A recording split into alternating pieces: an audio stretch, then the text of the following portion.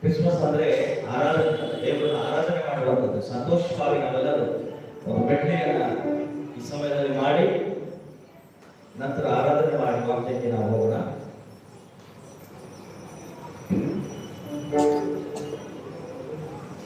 ಕೆಲವರ ಜನ್ಮವು ಕೆಲವೊಂದಕ್ಕೆ ಮಾತ್ರ ಸೀಮಿತವಾಗಿರುತ್ತದೆ ಅಲ್ವಾ? ಉದಾಹರಣೆಗೆ ನಮ್ಮ ಪ್ರಧಾನಮಂತ್ರಿ ಜನ್ಮ ಆದರೆ ಅವರ ಗಂಡನಿಂದ ನಮ್ಮ ಗಂಟೆ ಅಷ್ಟೇ ಸೆಲೆಬ್ರೇಟ್ ಮಾಡ್ತೀವಿ. ಒಂದು ವೇಳೆ ನಮ್ಮ ಗಂಡ ನಮ್ಮ ಫ್ರೆಂಡ್ಸ್ ನಾವು ಮನೆಯವರು ಅಷ್ಟೇ ಮಾಡ್ತೀವಿ. ಆದರೆ ಯೇಸು ಸ್ವಾಮಿ ಜನ್ಮ ಆಗಿಲ್ಲ, ವರ್ಲ್ಡ್ ವೈಡ್ ಅದಲ್ಲವೇ ಇಡೀ ಪ್ರಪಂಚದಾದ್ಯಂತ ಎಲ್ಲ ಕಡೆ ಆಚರಿಸುವಂತಹ ಜಯಂತಿ ಯಾವಾಗಲೂ ಇದೆ ಅಂದ್ರೆ ಅದು ಯೇಸು ಕ್ರಿಸ್ತನ ಜಯಂತಿ. ನಾವು ಪ್ರಬಲವಾಗಿ ಕರೆಯುತ್ತೇವೆ ನಾವು.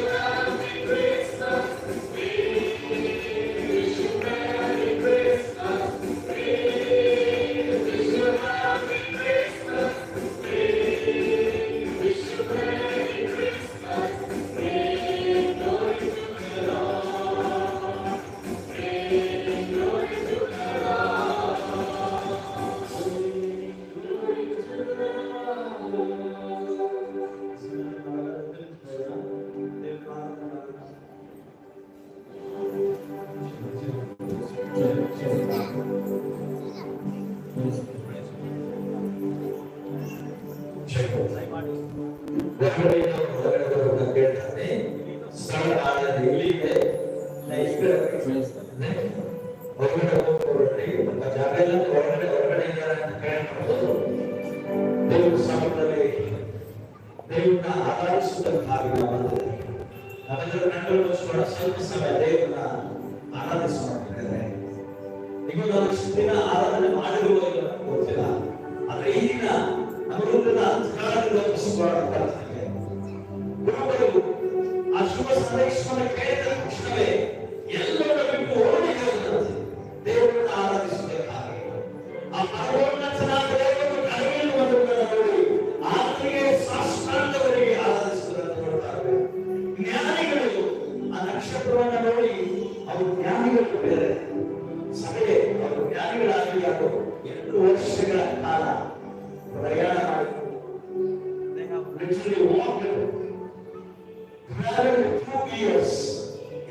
ವರ್ಷಗಳ ಕಾಲ ಪ್ರಯಾಣ ಮಾಡಿದರು. ಯಾಕಂದ್ರೆ ಆ ರಕ್ಷಕನನ್ನು ನೋಡಬೇಕಂತ, ಆ ಕರ್ತನನ್ನು ನೋಡಬೇಕಂತ ನೋಡಿ ನಮ್ಮ ಶ್ರೇಷ್ಠವಾದ ಬಂಗಾರದ ರಕ್ತಗೋಳ ಸಾಮ್ರಾಜ್ಞಿಗಳನ್ನ ಕೊಟ್ಟು ಆತನ ಪಾದಕ್ಕೆ ಅಡಗಿದ್ದು ಆರಾಧಿಸುವುದನ್ನು ನೋಡುತ್ತಾರೆ. ಸಿಮಿಯೋನ್ ಹೇಳ್ತಾನೆ, ಆ ಪುಸ್ತಕ ಕಂಡ ತಕ್ಷಣವೇ ನನ್ನ ರಕ್ಷಕನನ್ನು ನಾನು ನೋಡಿದ್ದೇನೆ, ಅಯ್ಯ ನನಗೆ ಸಮಾಧಾನದಿಂದ ಹೋಗುವುದಕ್ಕೆ ಅಪ್ಪಣೆಯಾಗಲಿ. ಲೋಕವನ್ನ ರಕ್ಷಿಸುವುದಕ್ಕೆ ವಿಮೋಚಿಸುವುದಕ್ಕೆ ನನ್ನ ರಕ್ಷಕನ ಆ ಮೇಲೋಕದ ಕರ್ತನನ್ನು ನಾನು ನೋಡಿದ್ದೇನೆ ಅಂತ ಹೇಳ್ತಾರೆ. ಅಬ್ರಹಾಮ ಅದೇ ಹೇಳ್ತಾನೆ, ಯೋಹಾನ ಸುವಾರ್ತೆ 8:52 ಹೇಳ್ತಾನೆ, ನನ್ನ ಬಿಡುವನ್ನು ನೋಡಬೇಕೆಂದು ನಿಮ್ಮನ್ನು ಮಿತ್ರನಾದ ಅಬ್ರಹಾಮನು ಬಹಳ ತವಕಪಟ್ಟನು, ಅವನು ತೃಪ್ತನಾಗದಂತ ಯೇಸು ಸ್ವಾಮಿ ಹೇಳ್ತಾರೆ. ಈ ಮನುಷ್ಯನ ವೇಳೆ ಆರಾಧಿಸಿಕೊಳ್ಳುವ ಆತನ ಮಾಯಪಡಿಸುವ ಹೃದಯದ ಕೇವಲ ನಾವು ಸುಮ್ಮನೆ ಹಾಡಿದ ಗಂಭೀರತೆ ಗೊತ್ತಾಗಲ್ಲ, ಅದರ ಮರ್ಮಗಳನ್ನ ಆ ಅರ್ಥಗಳನ್ನ ನಾವು ಅರ್ಥೈಸಿಕೊಂಡು ಆಡುವಾಗ ಹೃದಯಪೂರ್ವಕವಾಗಿ ಆರಾಧಿಸಬೇಕಂತ ದೇವರು ಆರಾಧಿಸುವಾಗ. ನೆನ್ನೆ ಹೊರತು ನಾವು ಕೇಳಿದ್ವಿ ಸಂತವರು ನಾವು ಹೊರಟವರೋಣ, ನೆನ್ನೆ ಹೊರತದಲ್ಲಿ ನಾವು ಕೇಳಿದ್ವಿ ಸ್ತುತಿ ಅರ್ಪಣೆ ಮಾಡುವಾಗ ಕ್ಷಮಿಸಿದ ಹೃದಯದಿಂದ ನಾವೆಲ್ಲ ಅರ್ಪಣೆ ಮಾಡಲಾಗುತ್ತೆ. ಒಂದು ವೇಳೆ ಈ ಮಣ್ಣಿನ ಶರೀರದಿಂದ ಆರಾಧನೆ ಮಾಡಿದರೆ ಪ್ರಸಂಗ 7 ಹೇಳ್ತದೆ, ಅದು ಮಣ್ಣಾಗಿ ಹೋಗ್ತದೆ. ಆತ್ಮ ಸ್ವರೂಪನಾದ ದೇವರನ್ನು ಆರಂಭಿಸಬೇಕಾದ್ರೆ ಆತ್ಮಗಳ ದೇವರಾದ ದೇವರನ್ನು ನಮಗೋಸ್ಕರ ಜನಿಸಿ ಬರುವುದಾದರೆ ನಮ್ಮ ಹೃದಯಗಳಲ್ಲಿ ನಿಜವಾದ ಕ್ರಿಸ್ಮಸ್ ಉಂಟಾಗ್ತದೆ.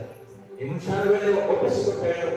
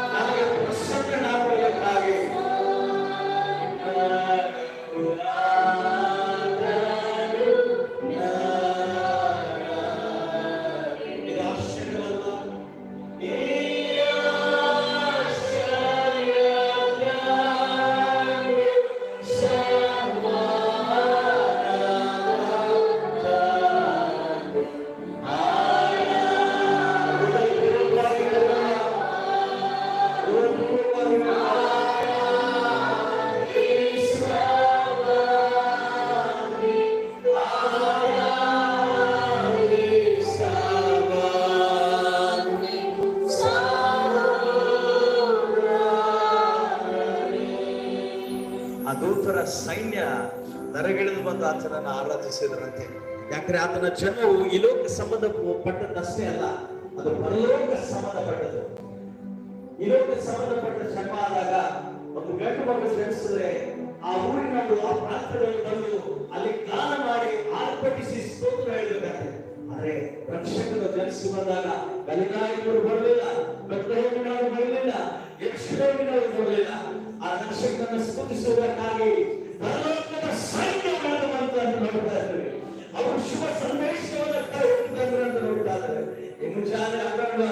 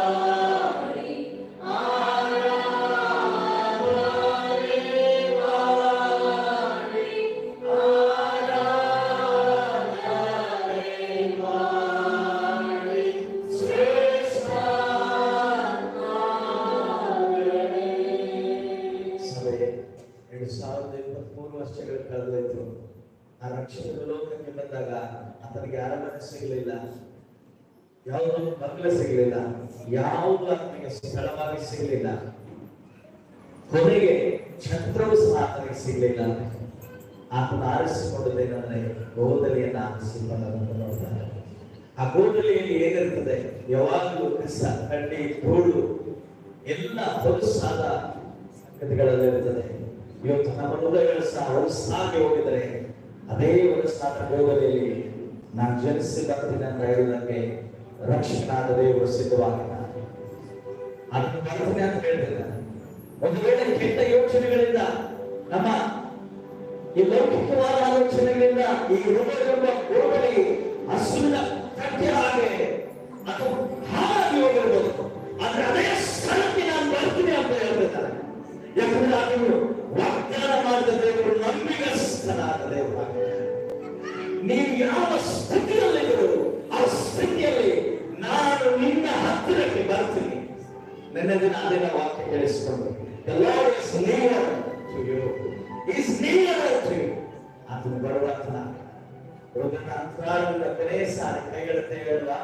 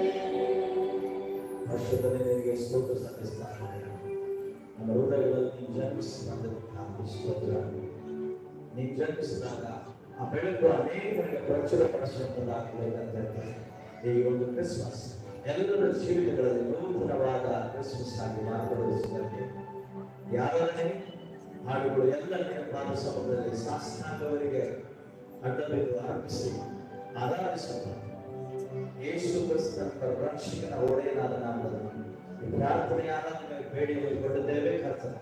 ಆಮೆನ್.